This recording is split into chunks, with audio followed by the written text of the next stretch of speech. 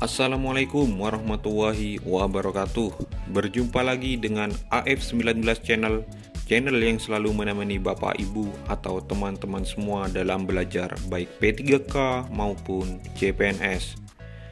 Jangan lupa subscribe, like, share, dan selalu support channel ini agar saya semakin bersemangat untuk memberikan soal-soal P3K maupun CPNS.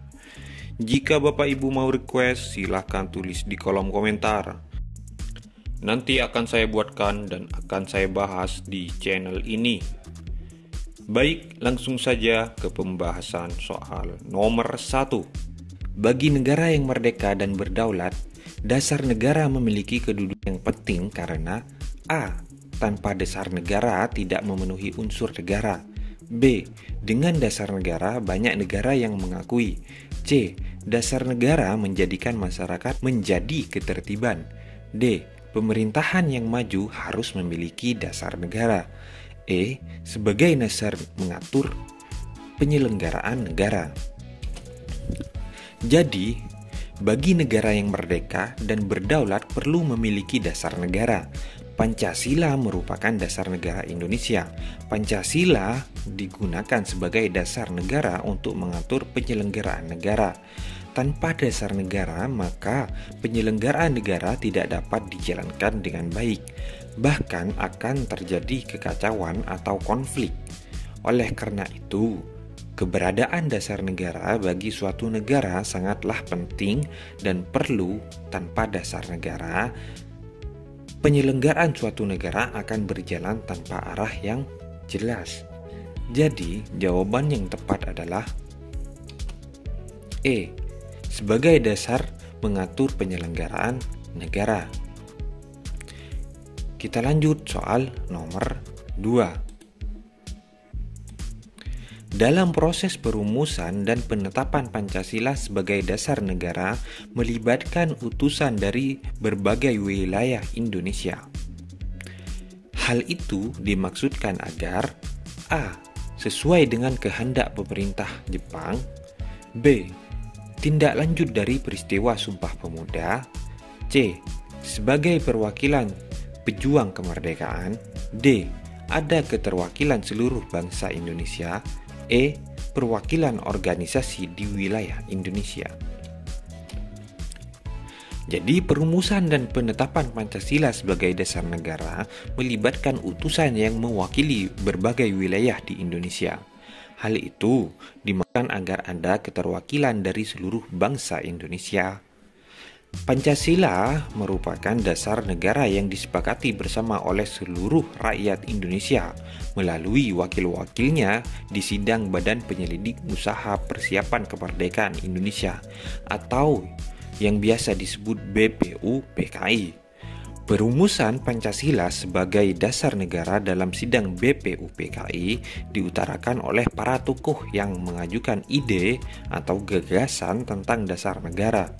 Mereka yang menyampaikan gagasan tentang dasar negara dan berpidato pada sidang BPUPKI yaitu Soekarno, Muhammad Yamin, dan Supomo. Jadi, jawaban yang tepat adalah D. Ada keterwakilan seluruh bangsa Indonesia. Soal nomor 3. Berikut ini merupakan contoh perilaku yang mencerminkan kedudukan Pancasila sebagai pandangan hidup bangsa Indonesia adalah A. Presiden membuat kebijakan pembangunan infrastruktur baru. B. DPR membuat undang-undang tentang pendidikan. C. Presiden memilih menteri-menteri di kabinet kerja. D. Presiden menghadiri hajatan pernikahan putri anggota DPR.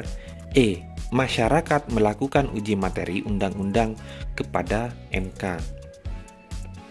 Jadi Pancasila sebagai pandangan hidup bangsa Indonesia yang berfungsi sebagai pedoman atau petunjuk dalam kehidupan sehari-hari.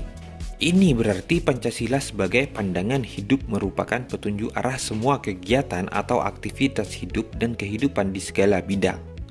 Salah satu contoh Pancasila sebagai pandangan hidup bangsa yaitu Presiden menghadiri hajatan pernikahan putri anggota DPR. Kehadiran Presiden dalam peristiwa tersebut bukan kapasitasnya sebagai kepala negara, tetapi sebagai individu warga negara yang menghormati undangan orang lain. Menghadiri hajatan pernikahan merupakan bagian dari perilaku yang mencerminkan kedudukan Pancasila sebagai pandangan hidup bangsa yang termanifestasikan dalam perilaku yang baik dalam kehidupan sehari-hari warga negara. Nilai-nilai Pancasila dijadikan sebagai pedoman atau petunjuk dalam kehidupan warga negara sebagai pribadi. Jadi jawaban yang tepat adalah D. Presiden menghadiri hajatan pernikahan putri anggota DPR. Soal nomor 4. Kedudukan Pancasila sebagai dasar negara dapat dilihat dari contoh implementasi dalam kehidupan sehari-hari, yaitu A. Perayaan Hari Besar Agama dihadiri Presiden dan semua pejabat negara. B. Presiden menghadiri undangan pesta perkawinan anak Ketua DPR (MPR). C. Warga negara dimungkinkan mengajukan uji materi terhadap undang-undang. D. Mengembangkan sikap toleransi ketika bertemu dengan sahabat dari lain pulau. E. Memajukan kebudayaan daerah sesuai dengan nilai-nilai Pancasila. Pancasila sebagai dasar negara sering juga disebut sebagai filosofis Grundslag dari negara, ideologi negara.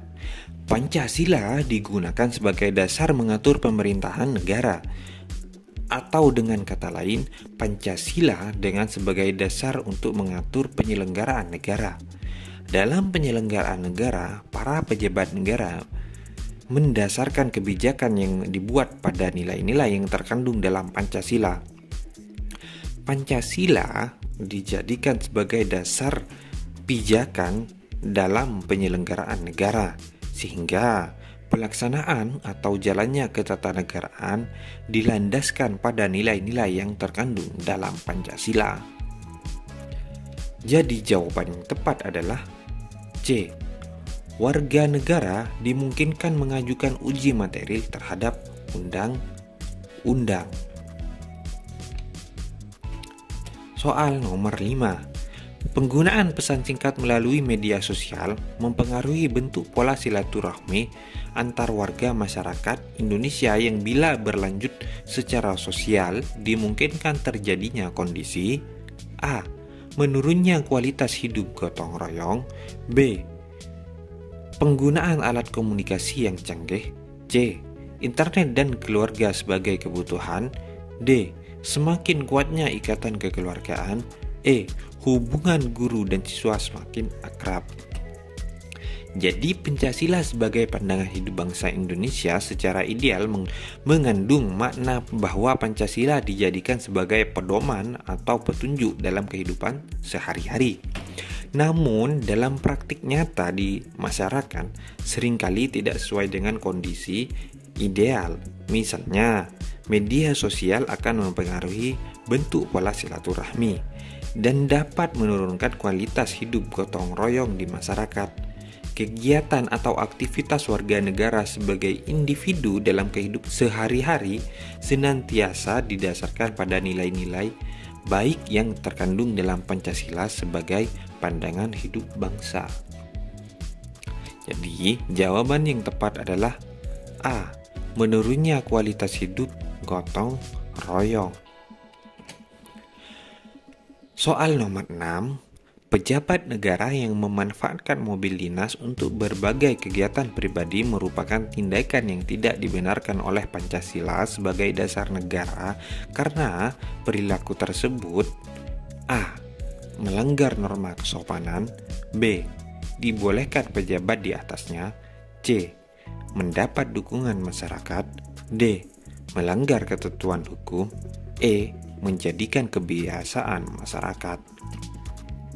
Jadi Pancasila sebagai dasar negara menjadi landasan dan pedoman dalam membentuk dan menyelenggarakan negara. Hal ini berarti perilaku para penyelenggara negara dalam pelaksanaan penyelenggaraan pemerintah negara harus sesuai dengan perundang-undangan yang mencerminkan nilai-nilai Pancasila. Jadi jawaban yang tepat itu adalah D. Melanggar ketentuan hukum. Soal nomor 7. Sesuai dengan nilai-nilai yang terkandung dalam sila keempat Pancasila, Presiden dapat melakukan komunikasi politik dengan Wakil Presiden atau Menteri-Menteri Negara melalui A. Pembagian tugas dan kewenangan dengan Wakil Presiden. B. Memberi kesempatan jeda istirahat kepada peserta didik kabinet. C. Mengangkat menteri negara dari berbagai latar belakang. D. Mengusulkan gaji menteri negara secara proporsional. E. Penyediaan rumah dinas yang layak sebagai pejabat negara. Jadi Pancasila memiliki nilai-nilai yang dapat diterapkan dalam praktik penyelenggaraan pemerintah negara Indonesia. Lembaga-lembaga negara dalam sistem pemerintahan di Indonesia dan menyelenggarakan jalannya pemerintahan negara mendasarkan pada nilai-nilai yang terkandung dalam Pancasila, termasuk lembaga kepresidenan. Presiden dapat menerapkan nilai-nilai yang terkandung dalam Pancasila dalam menjalankan tugas pemerintahan. Jadi, jawaban yang tepat itu adalah yang A. Pembagian tugas dan kewenangan dengan Wakil Presiden. Kita lanjut soal nomor 8. Berikut merupakan salah satu contoh peristiwa yang pernah terjadi di Indonesia yang dikategorikan sebagai suatu bentuk pelanggaran hak asasi manusia dalam perspektif nilai-nilai Pancasila adalah A. Konvoi motor gede yang dilakukan oleh sekelompok orang. B. Premanisme yang terjadi di kota-kota besar di Indonesia. C. Vandalisme yang menyebabkan kotornya ruang publik. D. Radikalisme yang dilakukan oleh sekelompok golongan tertentu. E.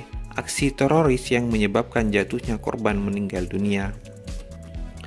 Jadi hak asasi manusia itu merupakan hak yang melekat kepada manusia secara kodrati, yang tanpa hak-hak itu manusia tidak dapat hidup layak sebagai manusia. Melekat secara kodrati inilah yang membedakan antara hak asasi manusia dengan hak-hak yang lainnya. Pancasila sangat menghormati dan menjunjung tinggi hak asasi manusia sebagai bentuk perlindungan terhadap hak-hak warga negara Indonesia. Jadi jawaban yang tepat adalah E. Aksi teroris yang menyebabkan jatuhnya korban meninggal dunia. Soal nomor 9. Salah satu perbedaan praktik sistem demokrasi Pancasila di Indonesia berdasar Undang-Undang Dasar Negara Republik Indonesia tahun 1945 yang terjadi pada masa Orde Baru dan reformasi diantaranya adalah dalam hal A. Pengambilan keputusan. B. Pelibatan rakyat. C. Keterbukaan. D. Transparansi. E. Kebebasan. Jadi, demokrasi Pancasila itu adalah demokrasi yang didasarkan atas nilai-nilai Pancasila. Demokrasi Pancasila yang dilaksanakan berdasar Undang-Undang Dasar Negara Indonesia tahun 1945. Dalam demokrasi Pancasila, pelibatan rakyat dalam pengambilan keputusan menjadi salah satu bagian penting yang harus dilaksanakan. Jadi, jawaban yang tepat adalah B. Pelibatan rakyat. Soal nomor 10. Berikut ini merupakan salah satu contoh peristiwa yang dapat dikategorikan sebagai kasus pelanggaran hak warga negara dalam kehidupan berbangsa dan bernegara sesuai nilai-nilai Pancasila adalah A. Terlambat membayar pajak kendaraan. B. Tidak menghadiri undangan hajatan pernikahan. C. Memanfaatkan ruang publik untuk bercengkerama. D. Penggunaan trotoar jalan untuk berjualan. E. Tidak mengikuti upacara bendera di sekolah. Jadi hak asasi manusia itu merupakan seperangkat hak yang melekat pada hakikat dan keberadaan manusia sebagai makhluk Tuhan yang Maha Esa dan merupakan anugerahnya yang wajib dihormati, dijunjung tinggi, dan dilindungi oleh negara. Hukum, pemerintah, dan setiap orang demi kehormatan serta perlindungan harkat dan martabat manusia. Dalam pelaksanaannya, hak yang dimiliki oleh warga negara harus didasarkan pada nilai-nilai yang terkandung dalam Pancasila. Jadi, jawaban yang tepat adalah D. Penggunaan trotoar jalan untuk berjualan. Soal nomor 11. Berikut ini merupakan salah satu contoh norma yang berlaku pada masyarakat di Indonesia yang bertujuan untuk mewujudkan keadilan dalam masyarakat adalah A. Perintah memakai helm mengendarai motor. B. Larangan membuang sampah ke sungai. C. Perintah membayar berbagai macam pajak. D. Larangan menerima uang saat pilkada. E. Perintah untuk memiliki kartu tanda penduduk. Jadi norma adalah ketentuan yang mengikat warga kelompok dalam masyarakat, dipakai sebagai panduan, tatanan, dan tingkah laku yang sesuai dan berterima aturan, ukuran, atau kaidah yang dipakai sebagai tolak ukur untuk menilai atau memperbandingkan sesuatu. Norma dibuat salah satunya bertujuan untuk mewujudkan keadilan bagi masyarakat. Jadi, jawaban yang tepat adalah B. Larangan membuang sampah ke sungai. Soal nomor 12. Nilai yang dapat dipetik dari kinerja para pendiri negara adalah peristiwa sejarah perumusan Undang-Undang Dasar Negara Republik Indonesia tahun 1945 adalah A. Sikap rela berkorban yang tinggi. B. Keinginan untuk merdeka yang kuat. C. Kecerdasan tinggi para pendiri negara. D. Keterlibatan semua komponen bangsa. E. Kerjasama yang baik dengan Jepang. Perumusan Undang-Undang Dasar Negara Republik Indonesia tahun 1945 melalui proses sejarah yang panjang. Melalui sidang BPUPKI, naskah Undang-Undang Dasar Negara Republik Indonesia tahun 1945 berhasil dirumuskan. Ada banyak nilai yang dapat dipetik dari proses tersebut. Salah satunya adalah sikap rela berkorban dari para pendiri negara. Jadi, jawaban yang tepat adalah A. Sikap rela berkorban yang tinggi. Kedudukan Undang-Undang Dasar Negara Republik Indonesia tahun 1945 dalam sistem hukum nasional yaitu sebagai A. Sumber hukum material di Indonesia. B. Perundang-undangan yang tidak boleh diubah. C. Acuan pengembangan hukum di Indonesia. D. Sumber hukum tertinggi di Indonesia. E. Dasar falsafah hukum di Indonesia. Jadi Undang-Undang Dasar Negara Republik Indonesia tahun 1945 memiliki kedudukan penting dalam sistem hukum nasional. Dalam sistem hukum nasional, Undang-Undang Dasar Negara Republik Indonesia tahun 1945 memiliki kedudukan sebagai hukum yang tertinggi di Indonesia. Artinya, tidak ada peraturan perundang-undangan yang lebih tinggi dari UUD NRI 1945. Jadi, jawaban yang tepat adalah D. Sumber hukum tertinggi di Indonesia. Soal nomor 14. Tata urutan peraturan perundang-undangan dalam sistem hukum di Indonesia mengandung makna bahwa A. Dalam pembuatan peraturan perundang-undangan tidak boleh bertentangan dengan peraturan yang lebih tinggi. B. Semua peraturan perundang-undangan dalam sistem hukum nasional yang dibuat harus berdasarkan pada undang-undang. C. Komponen peraturan perundang-undangan merupakan satu bagian dan tidak dapat dipisahkan satu dengan yang lain. D. Pembuatan peraturan perundang-undangan dapat bertentangan dengan aturan di atasnya asalkan wajar. E. Peraturan perundang-undangan dalam sistem hukum di Indonesia harus mendasarkan pada keinginan pemerintah. Dalam pembuatan peraturan perundang-undangan, pembuatnya harus menerapkan dasar pemikiran yang mendasarinya. Selain di samping asas yang bersifat umum dan bersifat khusus, agar tidak terjadi pertentangan antar peraturan perundangan, maka dibuatlah tata urutan peraturan perundang-undangan. Jadi jawaban yang tepat adalah A. Dalam pembuatan peraturan perundang-undangan tidak boleh bertentangan dengan peraturan yang lebih tinggi. Soal nomor 15. Alinea kedua pembukaan Undang-Undang Dasar Negara Republik Indonesia tahun 1945 mengandung makna A. Pernyataan kemerdekaan Indonesia, B. Tujuan negara Indonesia merdeka, C. Kemerdekaan Indonesia telah diraih, D. Konsekuensi dari pernyataan kemerdekaan, E. Perjuangan kemerdekaan telah selesai. Jadi setiap isi alinea pembukaan UUD NRI tahun 1945 memiliki isi dan makna. Alinea kedua yang berisi pernyataan perjuangan bangsa Indonesia telah mencapai tingkat yang menentukan. Dalam alinea kedua ini ada makna konsekuensi logis dari pernyataan kemerdekaan bangsa Indonesia. Jadi jawaban yang tepat adalah E. Perjuangan kemerdekaan telah selesai.